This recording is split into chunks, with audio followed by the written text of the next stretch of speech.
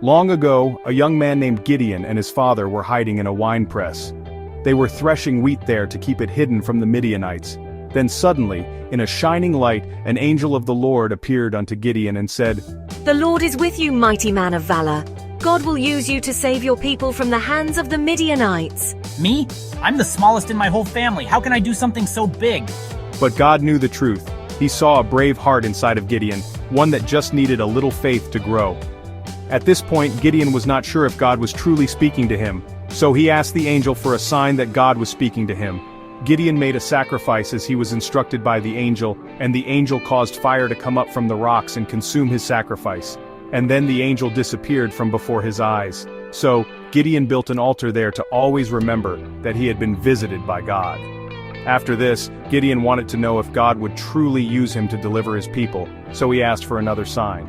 If the fleece is wet and the ground is dry, I'll know it's you, God. The next morning, to his surprise, the fleece was wet, but the ground was still dry. Then he asked again. Now make the fleece dry and the ground wet. This time, God made the fleece dry and the ground around it was soaking wet. Now Gideon knew what he had to do. He gathered together a massive army of 32,000 soldiers. But God said, "That's too many. I want the people to know that I gave them the victory." So God told Gideon to tell the soldiers that were afraid that they could go home. 22,000 soldiers left, but 10,000 soldiers remained. Then God told Gideon, "There are still too many." God instructed Gideon to take the men to the water's edge to watch them drink.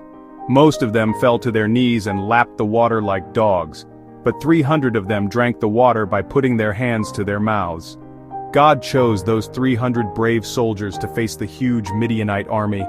That night, Gideon and his servants sneaked down near the enemy's camp. They heard one of the Midianite soldiers say, "I had a dream. A big loaf of bread rolled into our tent and knocked it down." That dream means Gideon will defeat us. Gideon knew then that God had already won the battle. Arise, the Lord has delivered the enemy into your hands. A sword for the Lord and for Gideon. The enemy panicked, scattered everywhere, and fled from the face of Gideon and his army, and the battle was won, without even lifting a sword. At one time Gideon hid in fear and trembled in defeat, but now, he was a mighty warrior who trusted God. He led his army with courage and helped bring peace to the land. God had turned a fearful man into a fearless leader. Do you ever feel small, nervous, or afraid like Gideon did? Just remember that God sees something amazing and extraordinary in you too. He can use you to do brave things, just like he did with Gideon. The Bible says, "I can do all things through Christ who gives me strength." Want more Bible adventures? Don't forget to subscribe and watch more amazing stories of courage and faith. Remember, God can turn ordinary into extraordinary. Also, feel free to download the free printables that come with this story for you to enjoy at home or school.